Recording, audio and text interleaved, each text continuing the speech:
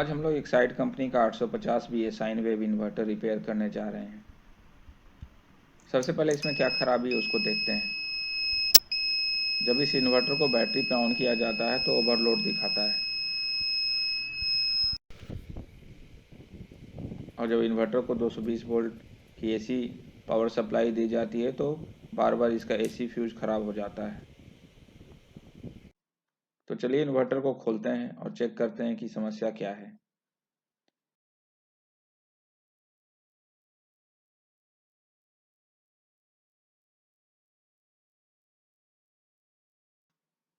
ऊपर का कवर खोलने के बाद बैटरी का तार, ट्रांसफार्मर का तार तथा डिस्प्ले बोर्ड इत्यादि के कनेक्टर को सर्किट बोर्ड से अलग करें।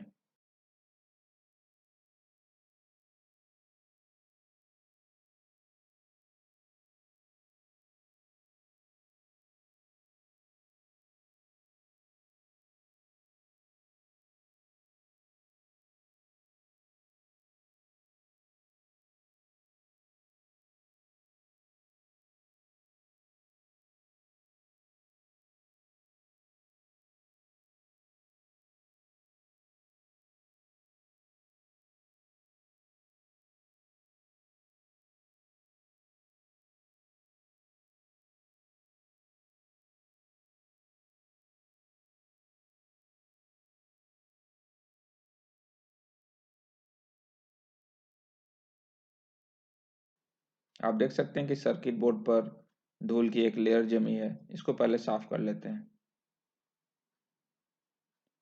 ओवरलोड और AC मेन फ्यूज का बार बार उड़ना मुख्यतः 3 कारणों से हो सकता है।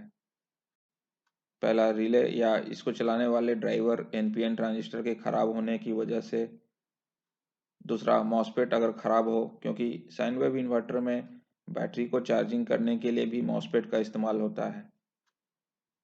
तीसरा कारण, अगर ट्रांसफार्मर शॉर्ट हो तब भी यह प्रॉब्लम आएगी। तो चलिए एक एक करके चेक करते हैं।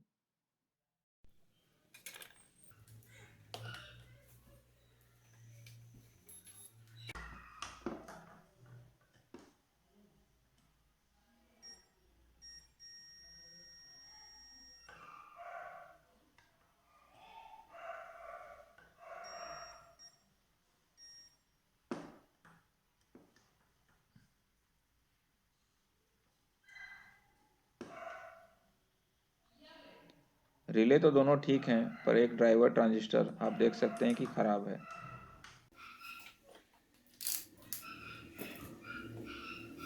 इस असेंबली ट्रांजिस्टर को हम लोग BC547 ट्रांजिस्टर, जो बहुत आसानी से बाजार में उपलब्ध है, इससे इसको बदलेंगे।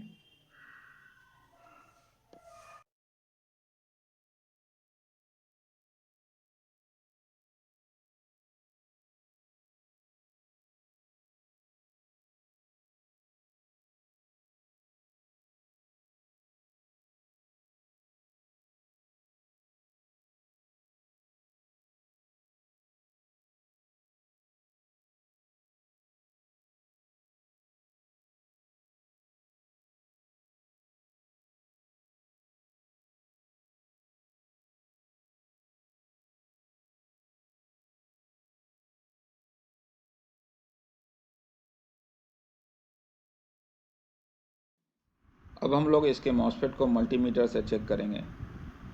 इसमें P105N3LL मॉसफेट लगा है, जो एक N चैनल मॉसफेट है। इस मॉसफेट का बाईं ओर से पहला पिन गेट है, बीच वाला ड्रेन है तथा अंतिम पिन सोर्स है। आइए देखते हैं कि मल्टीमीटर से इसको कैसे चेक कर सकते हैं।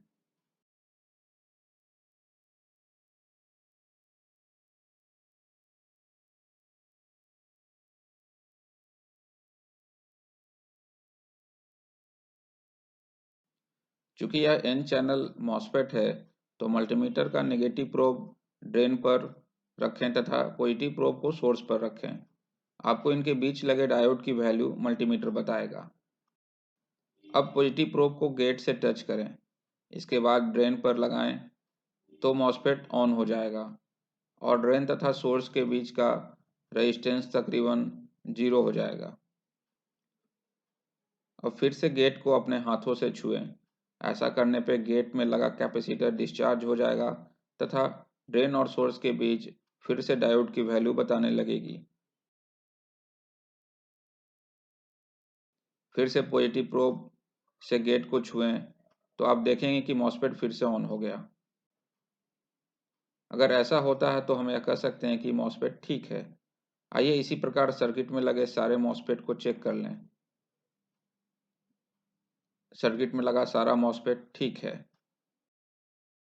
अब हम लोग ट्रांसफार्मर को चेक करेंगे। यहाँ पे आप देख सकते हैं कि इस कनेक्टर में लाल और नीला रंग के दो तार तथा यह काला तार तीनों इस ट्रांसफार्मर के 220 वोल्ट का वाइंडिंग है।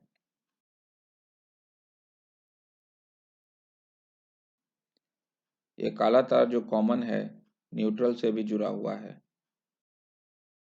जब पावर प्लग के न्यूट्रल और लाल तथा नीला तार पर कंटिन्यूटी चेक करते हैं तो पाते हैं कि ट्रांसफार्मर का 220 वोल्ट का वाइंडिंग शॉर्ट है।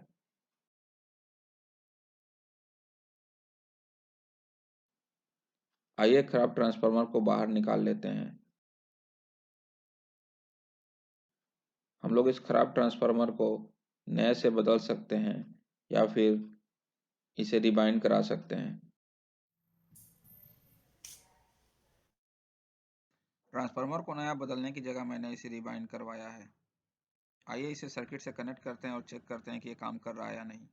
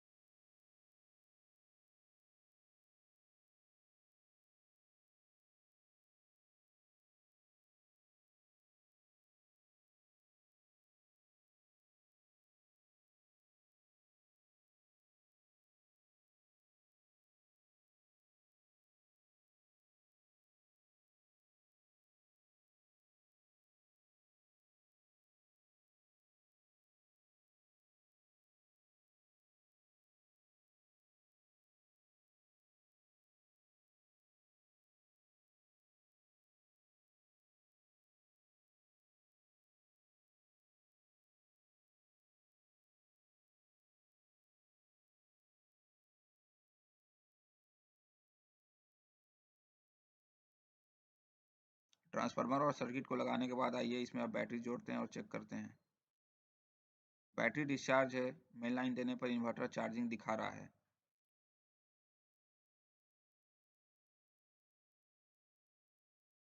अब बैटरी पे कितना चार्जिंग वोल्ट आ रहा है उसे मल्टीमीटर से देखते हैं।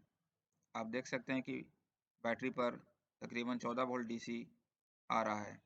इसका मतलब इन्वर्टर का चार्जिंग सर्किट ठीक से काम कर रहा है। अब आइए इसे इन्वर्टर मोड में चेक करते हैं। चूंकि ये बैटरी डिस्चार्ज है इसलिए इसको चार्ज बैटरी के साथ कनेक्ट करके चेक करते हैं।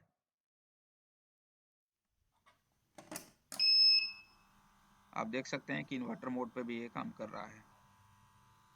फिर से बाइंड किया हुआ ट्रांसफार्मर तो अच्छा काम कर रहा है लेकिन थोड़ा सा हमिंग साउंड बढ़ गया है क्योंकि एक बार ट्रांसफार्मर की कोर को निकालने के बाद फिर से लगाने में ये समस्या आती है।